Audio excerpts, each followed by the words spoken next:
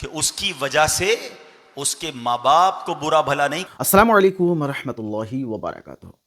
دوستو، میں کہتا ہوں کہ یہ بیان مولانا عبدالحبیب اتاری صاحب کا ہر اولاد کو سننا لازمی ہے. آپ اس بیان کو ایک بار ضرور سنیں اور آگے ضرور شیئر کریں. کہ اس کی وجہ سے اس کے ماں باپ کو برا بھلا نہیں کہا جاتا تھا. آج کیا ہوتا ہے، لوگ کہتے ہیں یار یہ دیکھو موٹر سائیکل لے کے نکلا، کیسا سائلنسر نکلا ہوا ہے، سارے محلے کی نیند برباد کی. کیسے ماں باپ نے تربیت کی ہے یار، یہ گالیاں دے رہا ہے، اس کے ماں باپ نے کیسی تربیت کی ہے. اچھا جناب یہ لڑائی کر رہا ہے، اس کے ماں باپ نے کیسی تربیت کی ہے. لوگوں کے پیسے کھا گیا، اس کو شرم نہیں آتی، ماں باپ نے کیسی تربیت. یعنی ہمارے اعمال کی وجہ سے ہمارے ماں باپ کو گالیاں پڑ رہی ہیں. اچھا پھر ایک اور طریقہ، لوگ دوسرے کے ماں باپ کو گالیاں دیتے ہیں. اگر آپ کسی کے ماں باپ کو گالی دیں گے تو ریپلائی میں کیا وہ دعائیں دے گا آپ کو؟ وہ بھی آپ کے ماں باپ کو گالی دے گا. ہماری وجہ سے ہمارے ماں باپ کو گالی پڑ رہی ہوتی، شرم نہیں آتی. اور وہ شخص کون تھا جو عرش الہی کے نور سے لپٹا ہوا تھا، کہ جس کی وجہ سے اس کے ماں باپ کو برا بھلا نہ کہا جا رہا تھا. ہائے ہائے، کاش میں ایسا بن جاؤں کہ مجھے دیکھ کر لوگ کہیں کہ اس کے ماں باپ نے کیسی تربیت کی ہے.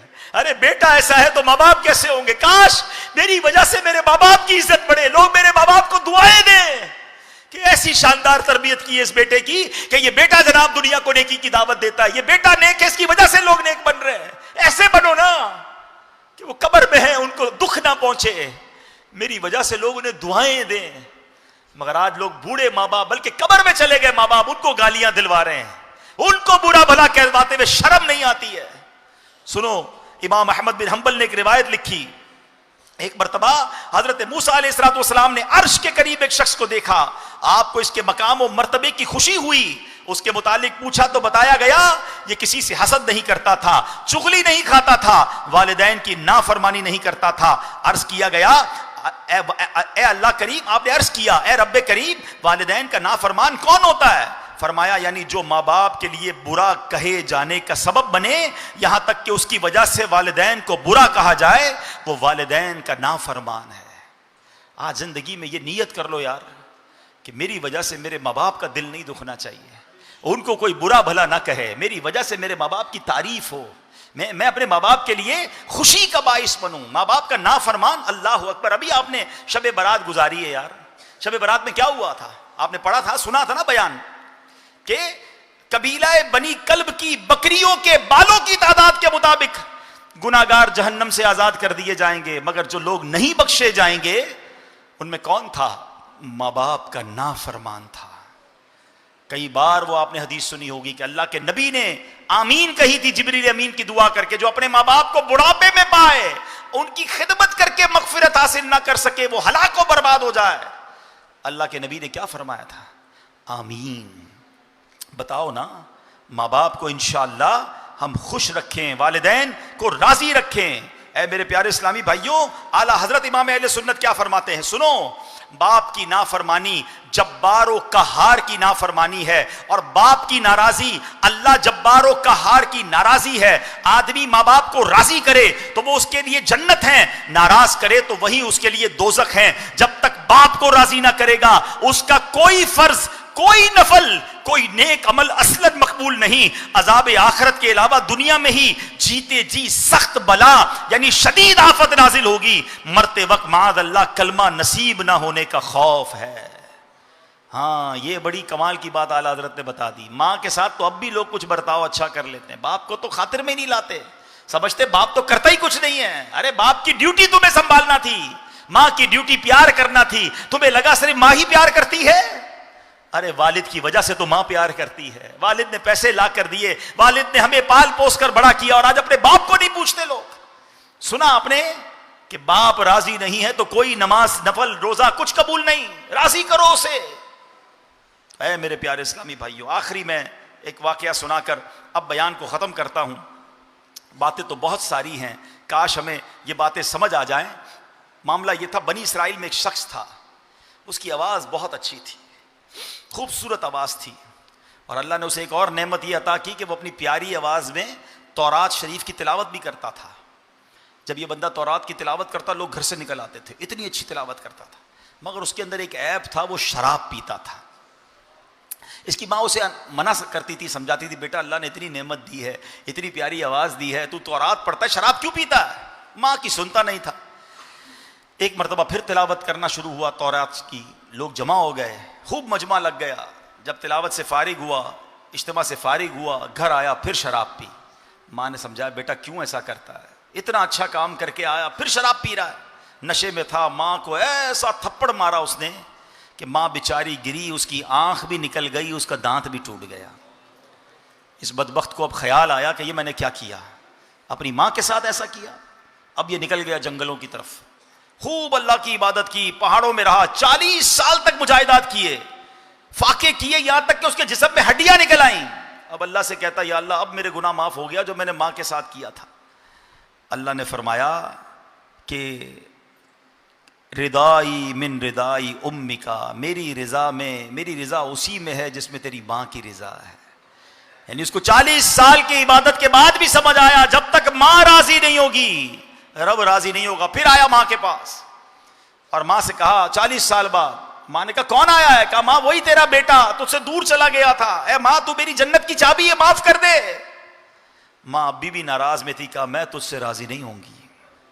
اب بیٹے کو بہت دکھ ہوا. وہ ہاتھ جس ہاتھ سے اس نے ماں کو مارا تھا اسے کاٹا اور لکڑیاں جمع کی اور آگ لگائی اور آگ کے قریب ہوا اور کہنے لگا اے نافرمان، آخرت کی آگ سے پہلے اب دنیا کی آگ کا مزہ چکھ لے. قریب تھا کہ یہ خود آگ کے اندر چلا جاتا. ماں نے اب دیکھا تو ماں ہی ہوتی ہے نا. ماں نے روکا ہے میری آنکھوں کی ٹھنڈک، اللہ پاک تجھ سے راضی ہو، رک جا. اللہ اکبر. جو کام 40 سال کی عبادت نے نہ کیا، 40 سال کی ریاضت سے نہ ہوا، ماں کے ایک جملے کی برکت سنو کیا ہوا. یہ کہنے کی دیر تھی، اللہ پاک نے ایک فرشتہ بھیجا جس نے اس بندے کا ہاتھ بھی جوڑ دیا اور ماں کی آنکھ بھی واپس لوٹا دی. تو اے میرے بچوں، اے میرے نوجوانوں، جن کے پاس ماں باپ ہے نا، دیکھو انہیں کبھی ناراض نہ کرنا، ان کو راضی رکھنا. خدا کی قسم آپ بہت خوش نصیب ہیں. یو آر سو لکی کہ تمہارے ماں باپ تمہارے پاس ہیں. ارے اس سے زیادہ خوش نصیب کون ہے کہ اسے رمضان بھی مل جائے اور ماں باپ بھی ساتھ ہوں.